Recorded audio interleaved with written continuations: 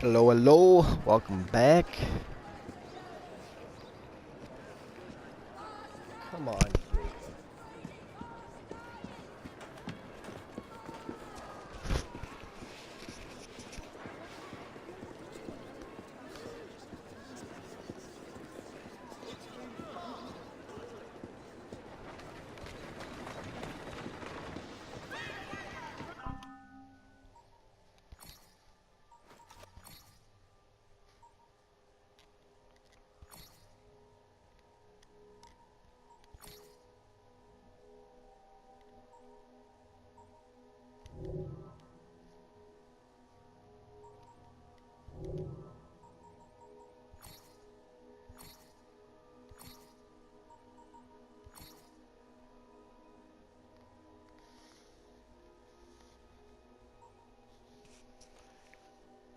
Alright, we've met some people here. William Gladstone, born on the 29th of December, 1809, known as the People's William by his supporters, which has to be one of the weirdest nicknames I've ever heard. William Ewart Gladstone was Prime Minister of the United Kingdom 4 times and ranked one of the greatest prime ministers of all time. Born in Liverpool, young Willie was the fifth of 6 children to Anne Mackenzie and Sir John Gladstone.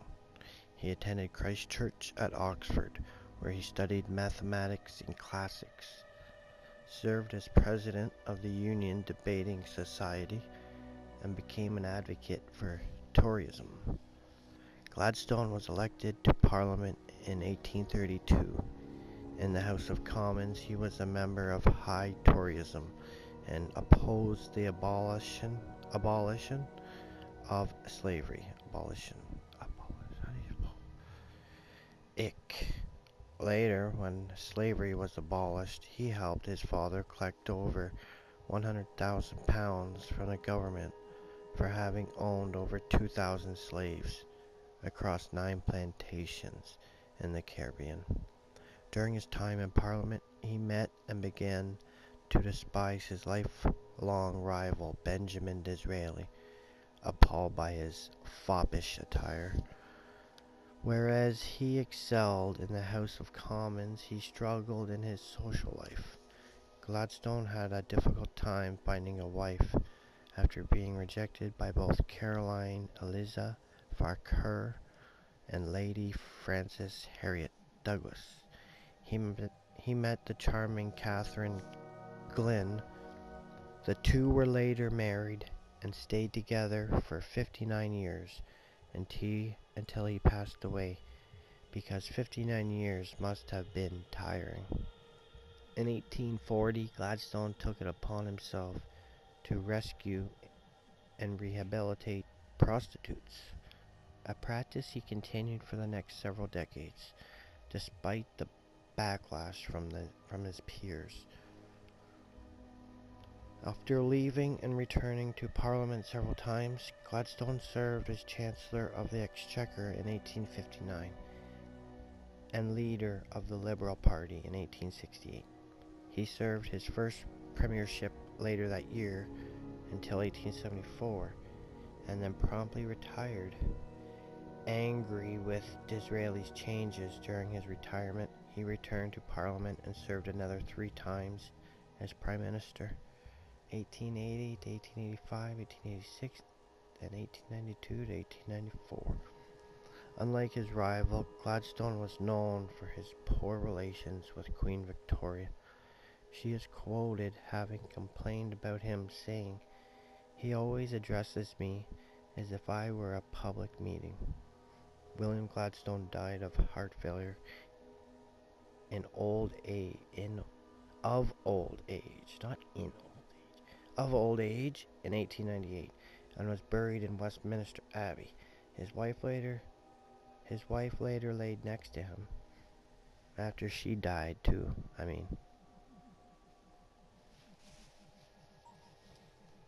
Oh, would you look at that? A dog. Desmond. Not funny. Universe. Not funny at all. Geez, what did you find in there? Sean's been locked in his room for hours. I can't find the whiskey, and I'm pretty sure I hear crying.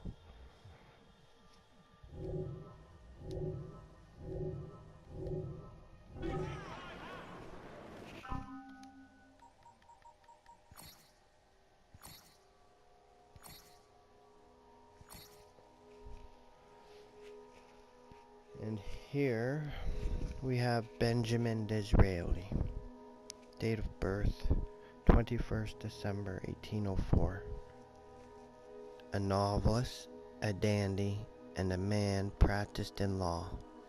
Benjamin Disraeli, albeit surprisingly, came to be one of Europe's leading statesmen.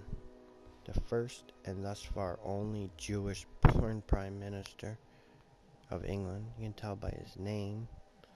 Disraeli became famous for shaping the modern Conservative Party and for his feud with William Ewart Gladstone. Disraeli was born in London in 1804 to Isaac and Maria Disraeli. When Benjamin was 12 years of age, Isaac converted his family to the Anglican Church following a dispute with a local synagogue.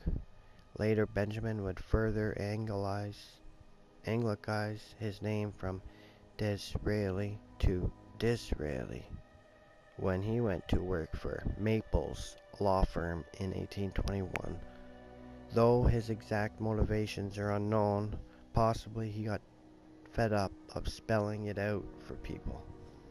Before entering the House of Commons, Disraeli dipped his toe in the waters of both literature and the stock exchange. He was fortunate that it was only his toe, too, because when he found himself both a critical failure and massively in debt, he suffered a nervous breakdown. Still, despite it all, he finally found his way into Parliament in 1837, gaining a seat in the Conservative Party.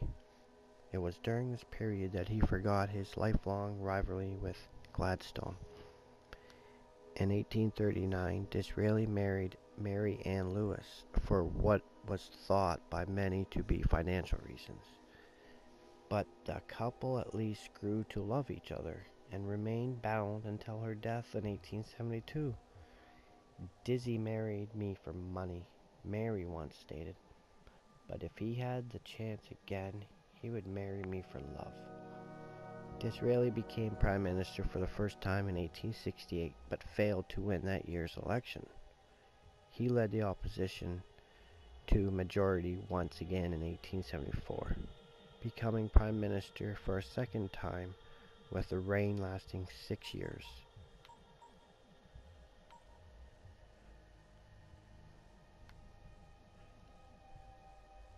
Suffering from gout and severe asthma, Disraeli died in 1881. Queen Victoria, with whom he had made good friends over the course of his political tenure, was distraught by his passing, but due to the royal protocol, was forbidden from attending his funeral. Now we have here Mary Ann Disraeli. Born on the 11th of November 1792, Mary Ann Disraeli, née Vinyl, Viscountess Beaconsfield, was a prominent figure in British high society throughout much of the 19th century.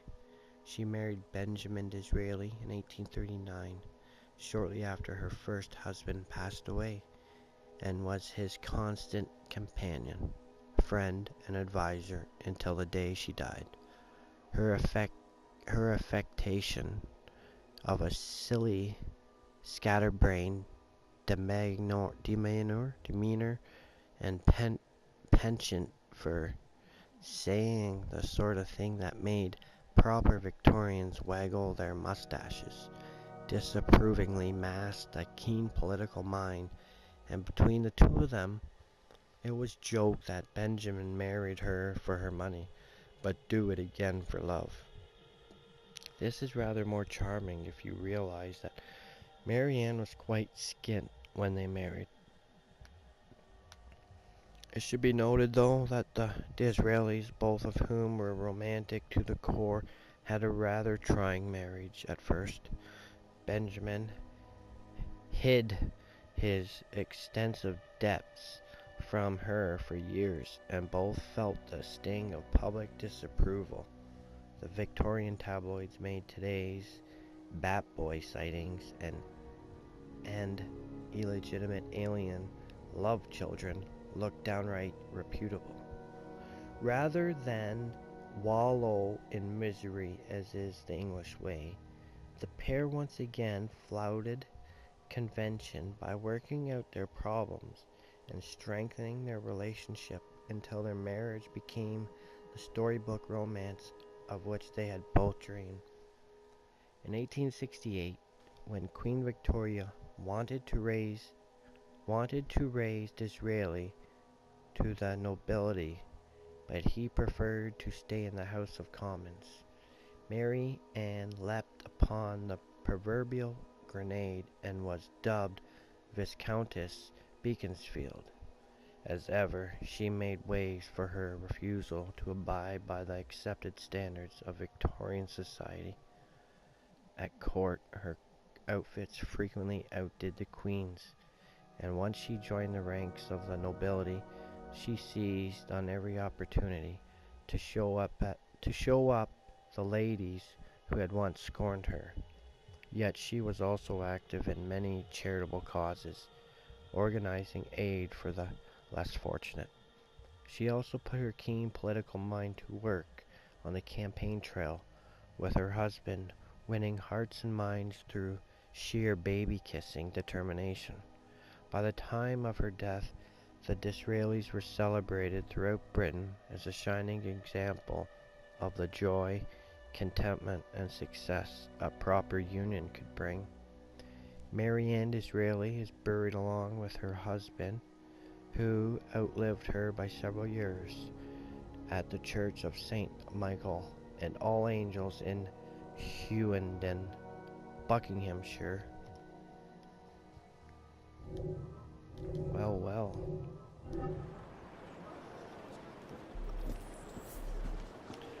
Looks like I'm gonna be going to the train. So have a good one and we'll see you later.